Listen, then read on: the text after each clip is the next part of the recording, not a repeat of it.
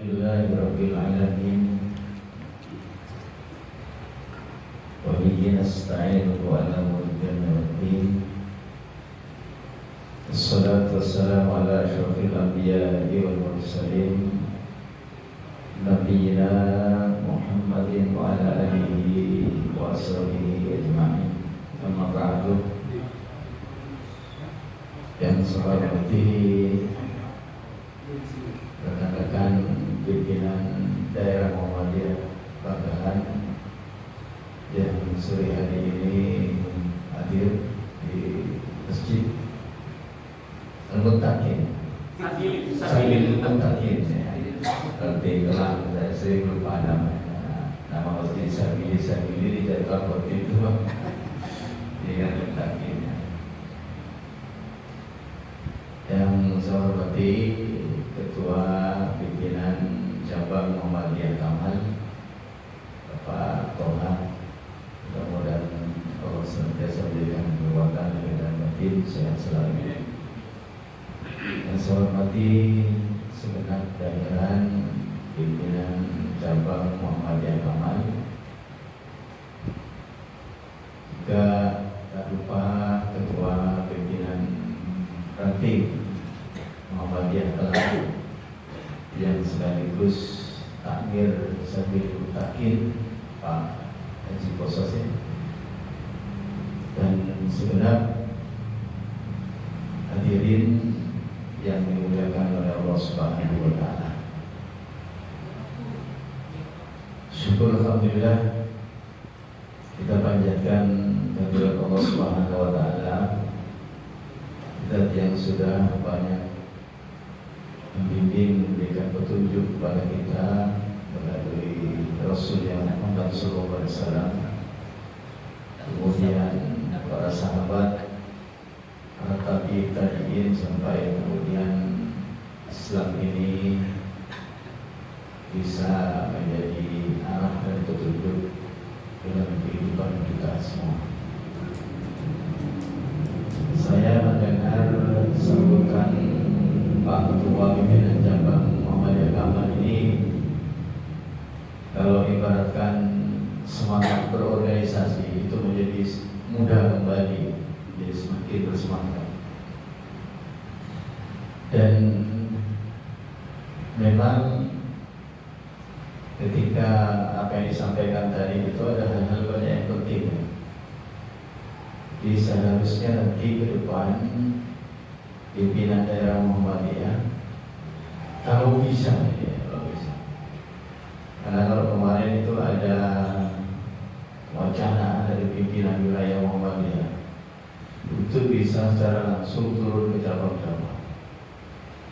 Maka kalau bisa seperti ini, pimpinan daerah bisa secara langsung mendengarkan detak perjuangan ranting yang saat ini tengah kita rasakan.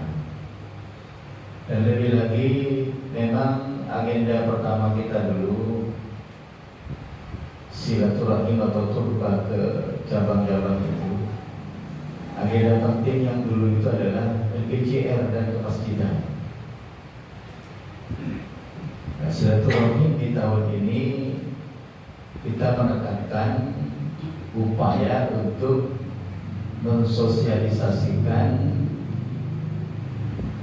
berulang-ulang tentang KHGT, kalender Hijriah global juga. Dan itu yang menjadi agenda kita Safari Ramadan di tahun 1447 Hijriah ini.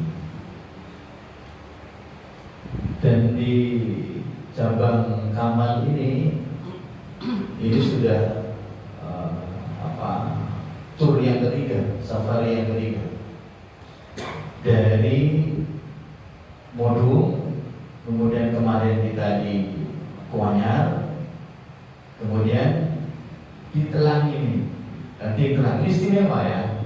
Jadi daerah belum pernah ada safari Ramadan langsung kreatif, baru di Telang ini. Dan memang sangat bukan tidak beralasan ya, jadi sangat kuat dasarnya itu, kenapa kita turun ke Kaltim ini. Dan itu membuka kebiasaan kita nantinya ke depan barangkali harus seperti itu, terutama yang berkaitan dengan apa yang disampaikan oleh Saudara Ketua PJN Kamal tadi. Sebagian besar misharmonisasi antara ranting atau ranting cabang dengan masjid itu terjadi di Bangkalan. Terjadi. Baik itu mulai dari modung, kemudian apalagi di Bangkalan sendiri, di Soja, itu hampir terjadi bahwa pengelolaan masjid Muhammadiyah itu semata-mata hak takmir. Jadi kemudian orang ranting ini dianggap orang nomor 2 di masjid itu. Baru kalau ada urusan-urusan yang berkaitan dengan organisasi baru datang ke ranting. Ini menjadi bagian-bagian yang penting dan memang sudah kita sosialisasikan itu mulai dari Ramadan tahun kemarin. Bahkan ada tugas khusus untuk penguatan kemasjidan di masjid-masjid Muhammadiyah. Nah, khusus di Telang ini bisa dijadikan sebuah pilot project untuk nanti PDM memberikan arahan kepada ranting-ranting dan cabang-cabang tentang harmonisasi hubungan antara takmir masjid dan PJN atau PRM. Dan ini tugasnya Ketua PJN Kamal ini. Karena beliau ini yang menjadi pimpinan atau ketua, sekretarisnya barangkali Pak Rohani kalau tidak salah. Ketuanya Pak Fandi ya, dari PJN. Yang di PDN maksudnya. Anggota majelis ya. Ya, jadi harus bergeser terus gitu. Harus ada regenerasi. Nah, kalau kemudian normalisasi antara hubungan antara PJN dan PRM dengan kemasjidan ini harmonis, maka nanti tidak akan ada lagi kalau mengatakan raja-raja kecil terlalu arogan ya. Ada kemudian pemimpin-pemimpin di ranting atau di cabang itu yang merasa sangat menguasai dan sangat paling berjasa dengan masjid. Tidak ada. Jadi harus kemudian menjadi harmonisasi. Yang kedua, saya beberapa waktu yang lalu telepon Pak Kusosi mengenai masjid ini, terutama sertifikatnya. Karena saya kebetulan kenal baik dengan kepala BPN yang sekarang ini. Ternyata ketika saya minta untuk bagaimana sertifikat masjid Sabil Mutakin ini diurus, ternyata tanahnya ini hakimi. Yang pada saat itu tanggal 20 Agustus sudah hangus. Nah, sekiranya itu tidak diurus, segera diurus, harus mengulang dari depan lagi, ketemu lagi warisnya dan sebagainya. Dan itu lebih lama. Maka saya kemudian minta tolong ke Pak Ketua ini dan ke Pak Kepala Kekantas sana datang secara pribadi, tolong karena satu-satunya masjid Muhammadiyah di Telang. Ya, dia kemudian timbul bagian tanah yang di kampung. 2 minggu yang lalu ketika saya ngisi di kantor pertanahan itu di sana ada tiap Jumat pagi ada kajian. Saya tanyakan lagi, apakah gimana perkembangan sertifikat wakaf yang ternyata sudah selesai dan mungkin ada rencana penyerahan secara kolektif. Ada gimana? Tapi yang jelas sudah selesai. Saya sering tanya. Sehingga kemudian dan sertifikatnya sudah atas nama sertifikat Muhammadiyah. Jadi kalau sertifikat itu sudah bernama sertifikat Muhammadiyah, maka yang memiliki masjid ini adalah PP, Pimpinan Pusat Muhammadiyah. Karena nanti sertifikat itu ngumpul di sehingga kemudian tidak ada pihak-pihak yang bisa ngeklaim masjid itu. Karena seluruh kekayaan mulai dari ranting sampai pusat itu, baik itu amal usaha, sekolah, universitas, rumah sakit yang bersertifikat Muhammadiyah itu milik BP. Makanya kemudian Muhammadiyah menjadi organisasi terkaya nomor 4 di dunia karena seperti itu. Semua aset tercatat milik BP Muhammadiyah Pusat. Di Gria, cerita ini dulu ya, karena ini penting. Tapi kalau musiri mudah-mudahan nanti waktunya cukup. Di Gria Abadi itu ada masjid, tanahnya bersertifikat Muhammadiyah. Tapi karena di sekitaran itu tidak ada warga Muhammadiyah yang cukup cakap untuk diserahi masjid, akhirnya dibangun oleh warga di sana dengan amaliyah yang sesuai dengan kebanyakan warga di sana. Suatu ketika takmirnya datang ke saya.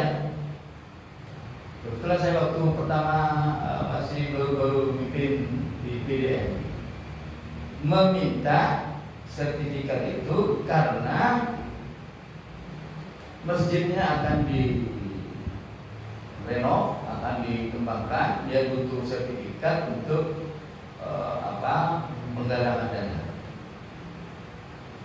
Saya bilang sertifikat itu sudah beratas nama BP, sehingga kalau ingin sertifikat itu harus datang ke BP. Karena itu bukan milik ranting, bukan milik cabang, bukan milik daerah, bukan milik wilayah, tapi milik BP.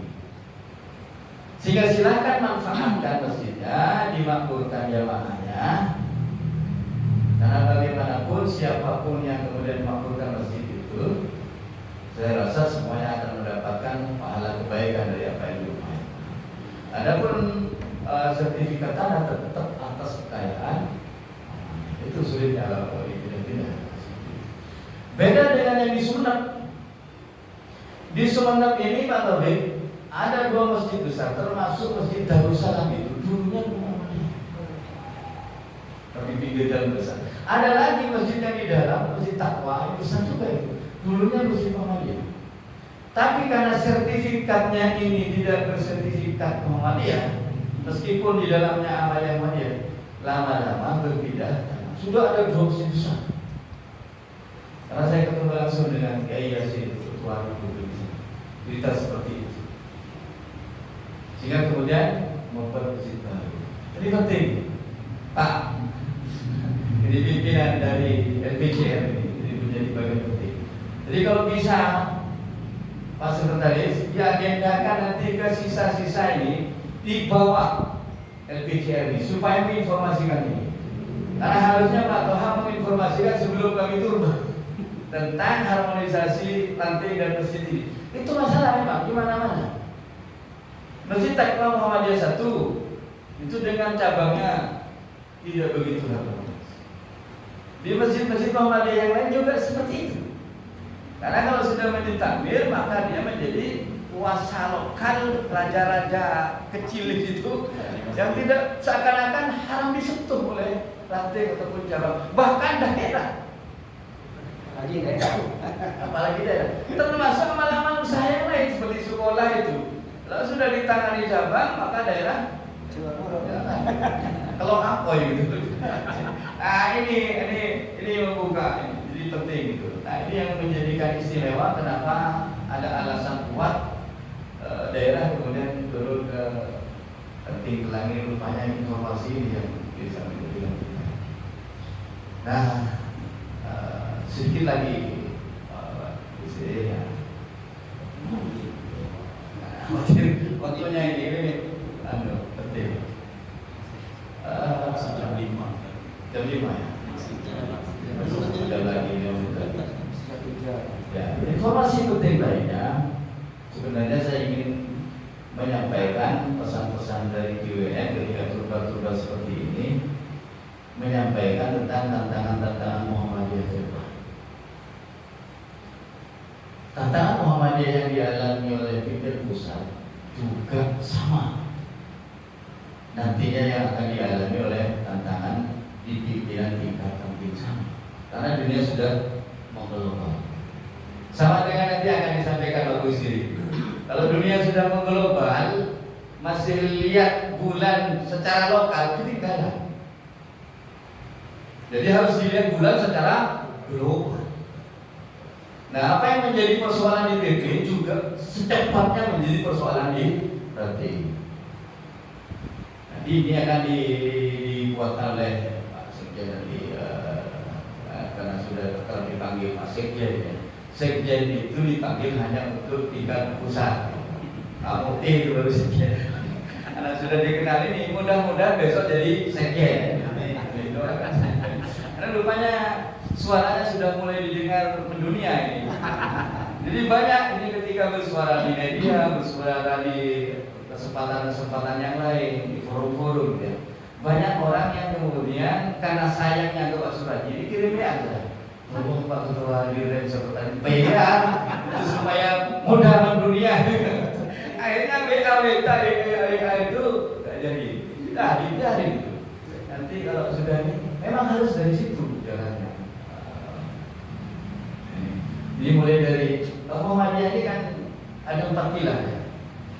Dan 4 pilar ini juga turun ke ranting-ranting semua. Yang pertama ada pilar pendidikan, ada pilar sosial keagamaan, ada pilar apalagi itu kesehatan ya, ada pilar ekonomi.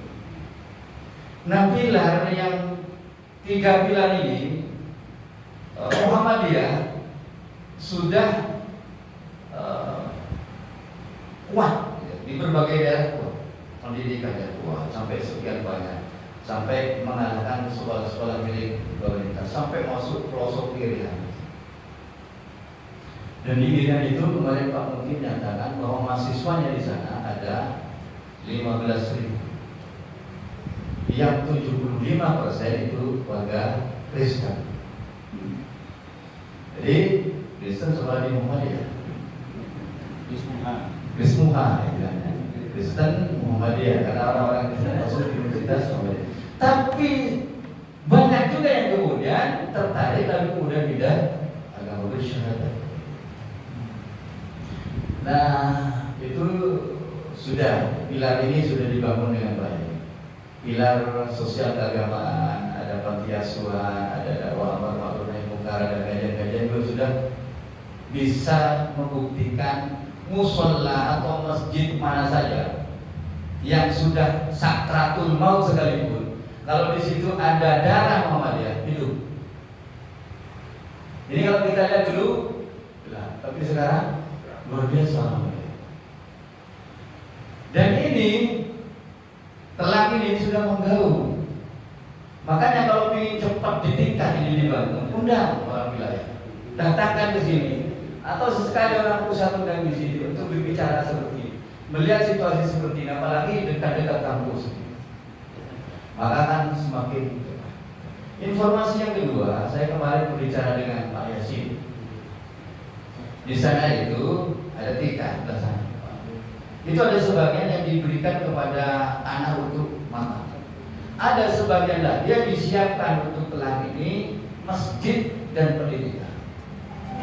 Maka kalau nanti misalkan sudah diizinkan oleh ketua cabang itu mendirikan sholat Id sendiri beberapa tahun ke depan ya, karena khawatir di sana kehisap gitu.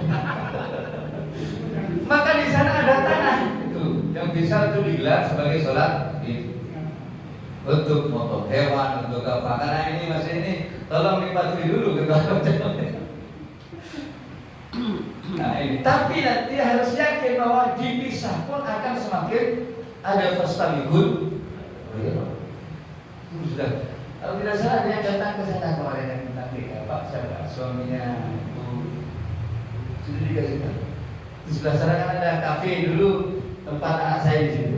Tarik itu semua. Belakang ada yang disediakan untuk kuburan. Ada lagi yang disediakan untuk masjid Muhammadiyah dan perguruan. Nah, kalau TK itu memang wewenang Aisyah, bukan Muhammadiyah. Muhammadiyah itu dikdasmennya dari SD, SMP, SMA, perguruan tinggi, perguruan Yang penanganan tentang tiga memang Aisyah. Oleh karenanya segera dimunculkan SD di Telang ini Muhammadiyah. Karena saya yakin, saya melihat ini ras-meras ini bukan seperti dari modul atau ketuanya yang kemarin ini. Satu saja Pak Taufik saja sudah mampu nih itu. Apalagi ada Ustaz Doni dan sebagainya. Apalagi ada profesor. SD, kenapa tidak? Tuh. Nah kalau sudah ada SD, putranya Pak Taufik, putranya Pak Bosor Sina mungkin mana masih ke situ. Dan setiap tanah yang disentuh oleh Muhammadiyah mesti tumbuh beton, tidak tumbuh jagung. Dia harus semangat ini. Nah, saya dari awal ke sini sudah bilang Pak Taufik, segera ini ditingkat tidak cukup. Dan kalau sudah tidak cukup, maka Allah akan memberikan lagi tempat yang bagus. Harus yakin, ilmu yakinnya ini harus kuat. Jangan nunggu miliaran uang. Kalau datang 1 miliar, coba datang 1 miliar, mesti kurang dari antara yang ingin dibangun. Masih kurang. Kasih 2 miliar, lebih kurang lagi. Tapi kalau kita nunggu apa yang diberikan oleh Allah sedikit demi sedikit akan menjadi besar. Jadi kalau kita sudah punya tekad untuk mengembangkan dan membesarkan masjid ini, jangan nunggu datangnya uang. Mulai. Nanti harus kita punya keyakinan bahwa yang dibangun ini adalah rumah Allah. Oh, ongkos tukang kurang sejam mesti ada. Itu aja dibangun aja.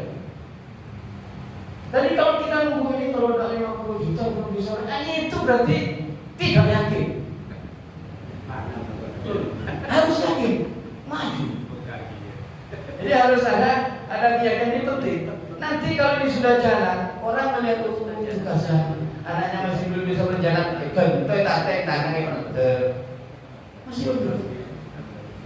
Ini harus punya keyakinan yang kuat seperti itu. Kenapa? Karena kita melihat posisi Masjid Sabilul Muttaqin ini sangat strategis. Tidak semua mahasiswa yang kemudian cocok hatinya dengan masjid-masjid besar yang sudah ada. Tapi meskipun masjid kita ini kecil, ada juga. Jangankan masjid yang bernama Muhammadiyah, dan itu saja banyak pengikutnya. Lihat itu, yang mengaku punya suami malaikat Jibril, itu pengikutnya banyak. Apalagi ini masjid yang tidak bermasalah, mesti ada pengikutnya. Jadi harus keyakinan yang seperti ini harus dibangun. Maka insya Allah itu akan menjadi besar. Tidak Pak Taufik. Jadi yang menjadi tantangan yang ahli-ahli berpikir ini yang ditantang ini. Sebab majunya Muhammadiyah seperti di Lamongan, di Gresik itu bukan dibantu dari pusat. Yang membangunnya orang Gresik sendiri, yang membangunnya orang Lamongan sendiri, yang membangunnya orang Malang sendiri.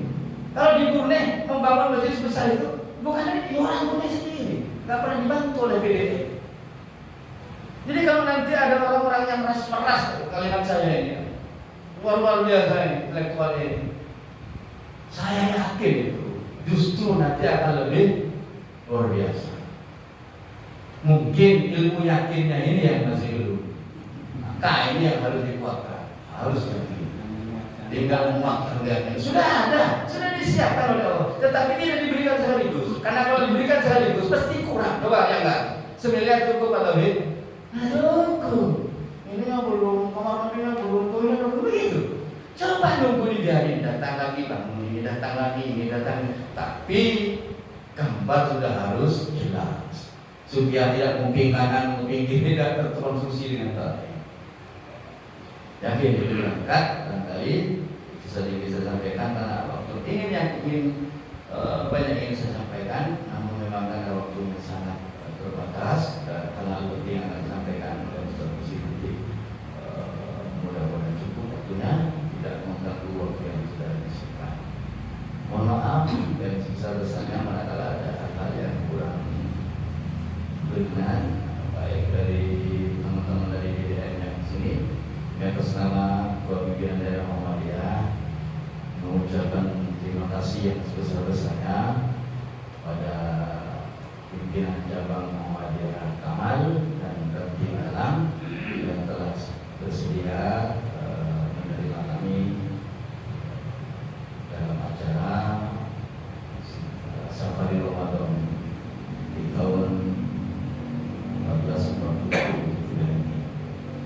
Demikian, Assalamualaikum warahmatullahi wabarakatuh.